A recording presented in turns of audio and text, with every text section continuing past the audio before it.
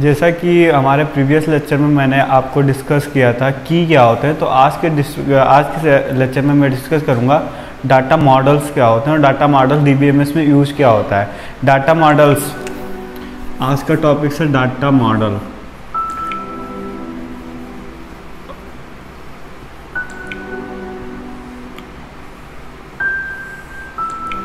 Data model इसलिए use किया जाता है जब किसी डाटा को यूज़ करके हम डाटाबेस को बनाते हैं, डाटा इंप्लीमेंट करके क्रिएट करते हैं डाटाबेस को, तो उस डाटाबेस का फाइनल में कैसे वो दिखता है, कैसे स्टोर हुआ है, उसके डाटा एलिमेंट्स एक दूसरे से क्या रिलेशन रखते हैं, उसके लिए हम डाटा मॉडल्स को यूज़ करते हैं। लाइक मैंने एक डाटाबेस, ये किसी एम्प्लॉय का डाटाबेस मैंने यहाँ पे क्रिएट कर रखा है,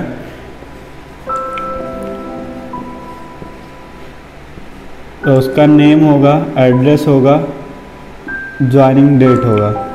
इस डाटाबेस का फाइनल कैसे दिखता है, इनके बीच एक दूसरे के बीच क्या रिलेशन है, इन सारी चीज़ों को देखने के लिए हम डाटा मॉडल को यूज करते हैं। और इसका फाइनल में इसको कैसे स्टोर किया गया, इसका स्टोरेज कैपेसिटी क्या है, इन सारी चीज़ों को डिफाइन करने के लिए हम डाटा मॉडल को यूज करते हैं। तो आज के टॉपिक्स में मैं डिफाइन करूँगा कि डाटा मॉडल तो मैं बता ही चुका हूँ, डाटा मॉडल के काइंड्स कितने होते हैं और उस काइंड्स का यूजेस क्या है, उस काइंड को कैसे इम्प्लीमेंट किया जाता है।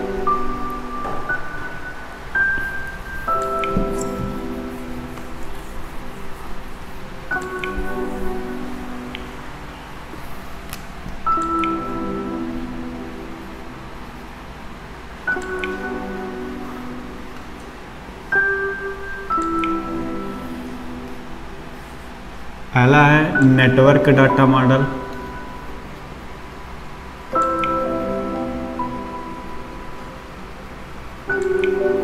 दूसरा है हियरार्किकल डाटा मॉडल, थर्ड है relational,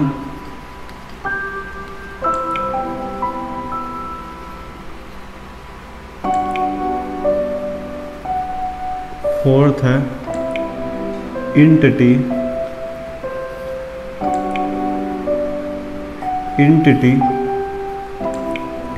relational,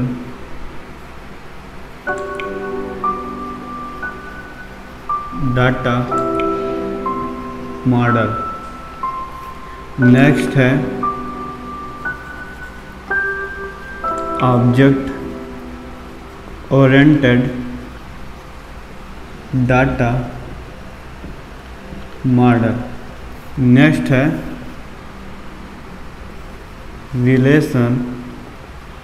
relational object data model. Next है एसोसिएटिविटी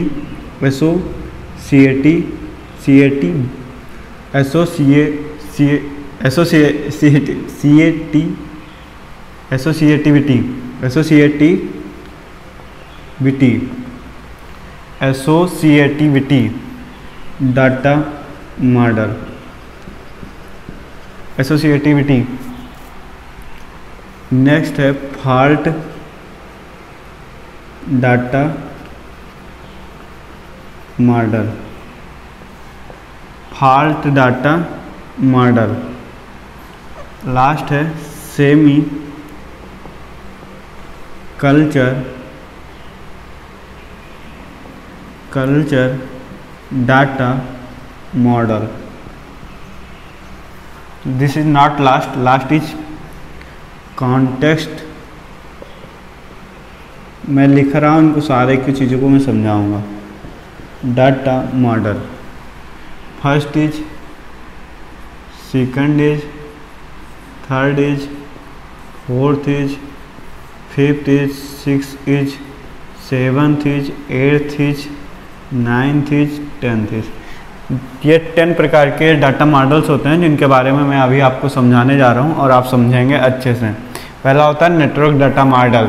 इनके आपको मैं एडवांटेज डिसएडवांटेज आप खुद इतने अच्छे से डिफाइन कर दूँगा कि एडवांटेज और डिसएडवांटेज आपको पता होगा। बाकी इनके नोट्स में आपको डिस्क्रिप्शन बॉक्स में दिए गए लिंक से आप डाउनलोड कर लेंगे, जिसको आपको आप खुद से सेल्फ स्टडी करने के लिए फ़ायदे होंगे। बाकी मैंने इनको इतने अच्छे से समझा दूंगा कि आपको कभी कोई दिक्कत होगी नहीं, आप खुद से नोट्स बना सकते हैं।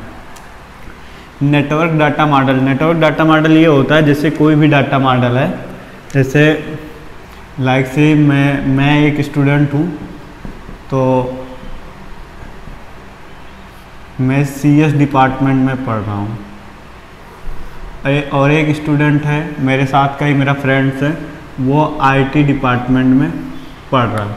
तो मेरा जो डाटा है वो CS और IT दोनों के विभाग में होगा, लेकिन इन दोनों के बीच लाइब्रेरी है, एक लाइब्रेरी है जहाँ पे मेरा और इन दोनों का लाइब्रेरी कार्ड बनेगा, वहाँ जिन दोनों का डाटा स्टोर होगा। This is the students data base create किया जाएगा। तो CS और IT और लाइब्रेरी तीनों लोग के पास होगा, लेकिन लाइब्रेरी के पास कॉमन डाटा होंगे। This is the network data model कि किसी स्टूडेंट का ऐसा भी डाटा क्रिएट करना हो तो ऐसे क्रिएट किया जा सकता है। This is also called off network data model. आप अच्छे से इस बात को समझे होंगे। Next is hierarchical data model. जैसे नेटवर्क स्टूडेंट, जैसे इसे पेरेंट्स और चाइल्ड भी कह सकते हैं। ये पेरेंट्स हो गए, ये इनके चाइल्ड्स हो गए, लेकिन लास्ट में एक भी हो सकते हैं। इसे पेरेंट्स और चाइल्ड्स कहते हैं नेटवर्क डाटा मॉडल्स को। लेकिन हायरार्किकल जो डाटा मॉडल्स होता है वो नेटवर्क डाटा मॉडल्स का एक पार्ट है, या फिर नेटवर्क डाटा मॉडल ही समझ लो हायरार्किकल डाटा मॉडल हो कहते हैं। लेकिन हायरार्किकल डाटा मॉडल में कुछ चीज़ें हैं जो नेटवर्क डाटा मॉडल में नहीं। जैसे कि एक स्टूडेंट है, लाइक मैं ही हूँ या आप हैं, तो मेरा डाटा CS डिपार्टमेंट में भी है और IT डिपार्टमेंट में है, लेकिन मेरा और दोनों का डाटा लाइब्रेरी में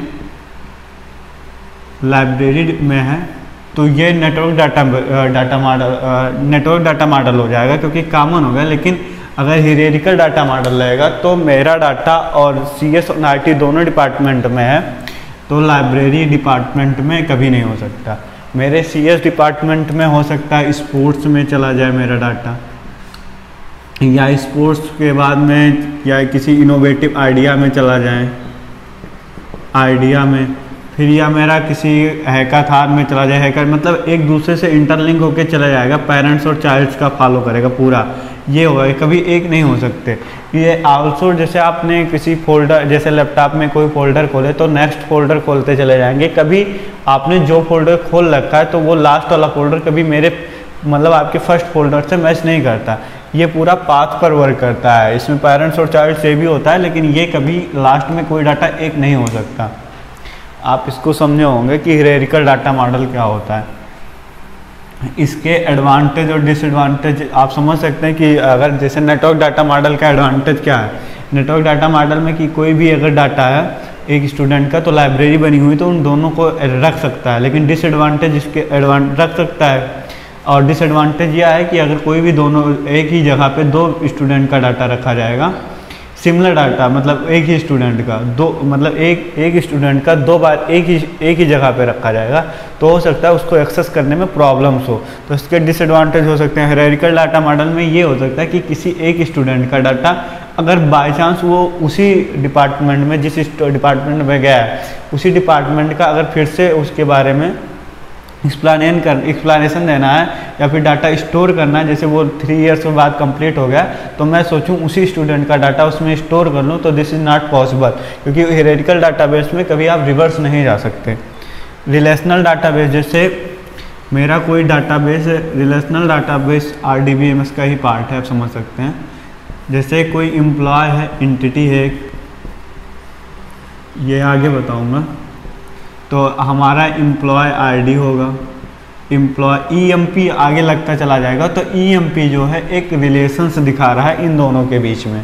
अगर जैसे समझ लो कि अगर हम किसी स्टूडेंट का अगर डाटा एक्सेस कर रहे हैं, तो स्टूडेंट के सारे एट्रीब्यूट्स को ही एक दूसरे से जो रिलेट हो वही एक सिमिलर स्टूडेंट का जिनका एनरोलमेंट या रजिस्ट्रेशन नंबर या रोल नंबर है उन्हीं का एक्सेस कर सकते हैं, अनदर पर्सन का नहीं एक्सेस कर सकते, क्योंकि उनके बीच रिलेशन किए गए हैं, वही डाटा स्टोर है। आप जब दूसरे स्टूडेंट का एक्सेस करोगे तो उनके जितने रिलेशन एट्रीब्यूट्स हैं वो स्टोर हो जाएंगे। तो आप समझ गए होंगे कि रिलेशनल डाटा मॉडल क्या होते हैं। नेक्स्ट इज है entirety relational data model. Entirety relational data model आपको मैं अभी ER मॉडल जो पढ़ाया था तो इसको आपको मैंने बहुत अच्छे से समझा दिया। बाकी आप पीछे प्रीवियस लेक्चर जाके देख सकते हैं, लेक्चर नंबर 4 है, लेकिन मैं बता दे रहा हूँ एक बेसिक। जैसे ER मॉडल यह होता है कि जैसे कोई स्टूडेंट्स है और इसका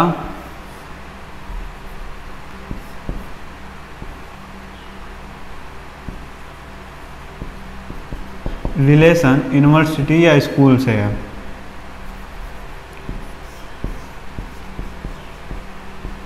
तो स्टूडेंट जो है एंटिटी है और स्कूल एक एंटिटी है, तो इन दोनों के बीच जो रिलेशन है उसे एंटिटी रिलेशनल डाटा मॉडल कहते हैं। मतलब दो एट्रीब्यूट्स के रिलेशंस के बारे में डिफाइन किए हैं। जैसे कि मैंने प्रीवियस लेक्चर में बताया था कि इसमें 3 रिलेशंस होते हैं, एक 1 to 1 होते हैं, 1 to many होते हैं, many to 1 होते हैं। जाके आप प्रीवियस लेक्चर देखिएगा तो और बेटर से समझ सकते हैं। एंटिटी रिलेशनशिप मॉडल में जैसे इसे ब्लूप्रिंट कहते हैं और ये बहुत इजी होता है। जैसे ब्लूप्रिंट, जैसे आपने किसी मॉडल को बनाना है तो उसके बारे में पहले आप सोच लेंगे कि उसका रिलेशंस क्या हो सकता है, उसकी लॉजिक्स क्या होते हैं, पूरा चीज़ एक बना लेते हैं ढांचा टाइप का। फिर उसके बाद वो मॉडल बनाओगे तो ये अच्छे से बन जाएगा। तो इसे ईजियर टू अंडरस्टैंडिंग एडवांटेज में डाल सकते हैं और डिसएडवांटेज में ये डाल सकते हैं कि ईजिली कोई भी इसे एक्सेस कर सकता है, क्योंकि उसको रिलेशंस और सारी चीज़ें ऑलरेडी पता रहेगी। और इम्प्लीमेंट करने में काफ़ी ज़्यादा पैसे कास्ट बहुत ज़्यादा इसमें एक्सपेंसिव कॉस्ट पड़ते हैं, तो इसलिए ज़्यादा ये थोड़ा डिसएडवांटेज में आप ये डाल सकते हैं। ऑब्जेक्ट ओरिएंटेड नेक्स्ट है, उसको मैं बता रहा हूँ आपको।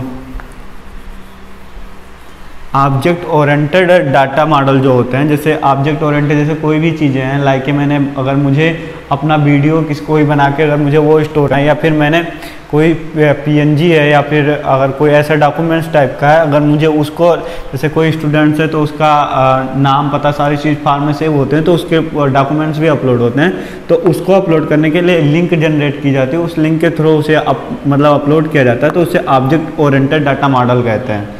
वो लिंक जो होगा वो ऑब्जेक्ट ओरिएंटेड, मतलब वो ये C++ जैसे इनहेरिटेंस या पॉलीमॉर्फिज्म के यूज से एक लिंक बनाया जाएगा जिससे वो स्टोर कर सकेगा वो डाटा। आप इसको अच्छे से समझ लेंगे। This is topic of C++ language, object oriented only, not data model.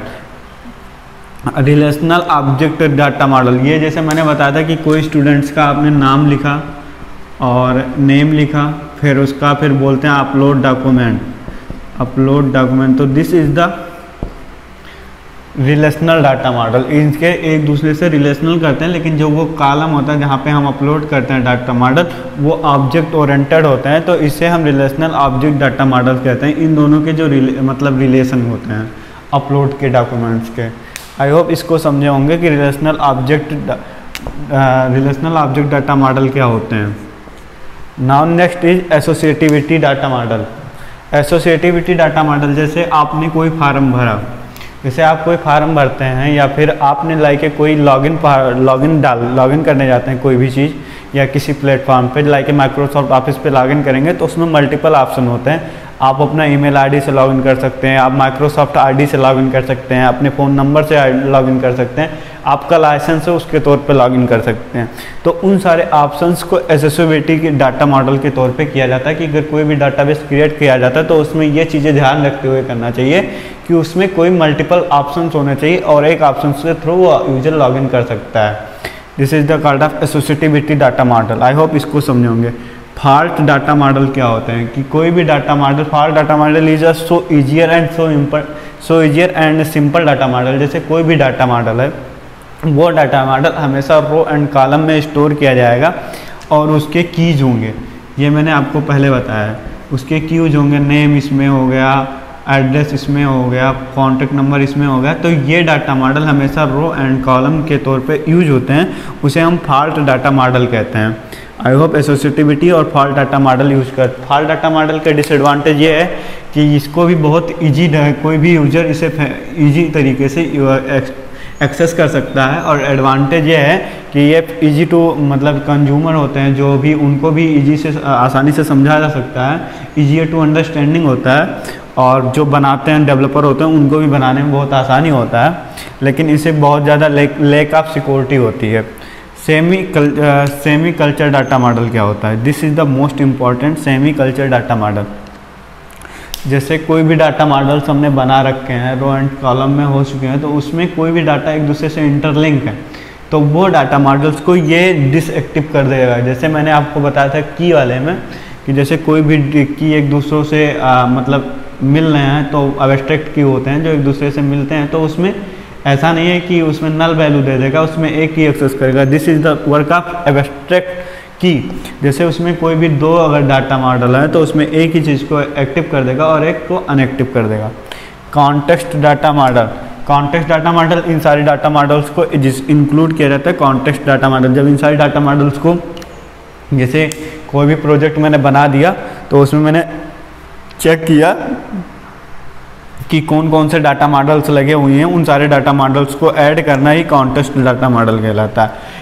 आपको अगर एग्जाम में आएगा तो इन 10 डाटा मॉडल्स हैं, उसमें से किसी एक को डिफाइन करना हो सकता है आ जाए, जो कि मैं डिफिनेशन आपको बता भी दिया हूँ, अपने ईजी ढंग से आप लिख भी सकते हैं, हिंदी इंग्लिश जिस लैंग्वेज में चाहें, और आप बाकी नोट्स से पढ़ें। और एडवांटेज डिसएडवांटेज आता नहीं है, लेकिन अगर आए तो हमारे नोट्स से देख के आप बता सकते हैं उसको भी। और मैंने बताया भी अगर एडवांटेज डिसएडवांटेज, देखो हर चीज़ का जो अच्छाई होती है उसकी बुराई होती है, this is most important thing.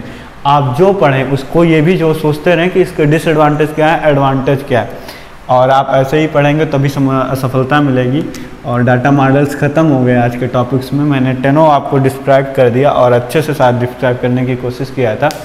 और आप ऐसे ही हमारे साथ बने रहिए, नेक्स्ट लेक्चर जल्दी ही मिलेगा। और बहुत सारा प्यार मिला आप लोगों का और सपोर्ट मिला, तभी मैं आगे लेक्चर ला रहा हूँ। मोटिवेशनल तो मिल ही रहा है, लेकिन आप लोग और भी शेयर और सब्सक्राइब और जितना भी हो सके कमेंट जरूर करें। अगर कमेंट करेंगे तभी हम कुछ मतलब पता चलेगा आदमी अच्छा पढ़ा रहा है, गलत पढ़ा रहा है या फिर सही पढ़ा रहा है, आपको समझ में आ रहा है, नहीं समझ में आ रहा है। कुछ मोटिवेशन हमको भी दो ना, आप लोग जैसा समझ पा रहे हो बताओ। और जो देखो हर इंसान सीखता ही है अपनी लाइफ में, मैं भी सीखता हूँ, आप भी सीखते हैं। और आप अगर जो भी कमियां बताएं मैं उसको इम्प्लीमेंट करने की 100% कोशिश करूंगा, लेकिन आप बताएंगे तब तो करूंगा ना। और आप कमेंट जरूर करें और लाइक शेयर सब्सक्राइब जरूर करें, और जितना हो सके उतना शेयर करें, किसी और को पता हो जाएगा। और जिस टॉपिक को मैं बता रहा हूँ इन सारे टॉपिक्स में को मैं 100% बता रहा हूँ कि कोई भी यूनिवर्सिटी एग्जाम होगा तो ज़रूर आएगा। धन्यवाद, आप मेरे साथ ऐसे बने रहिए। Thank you a lot and love you. Suraj Dubey.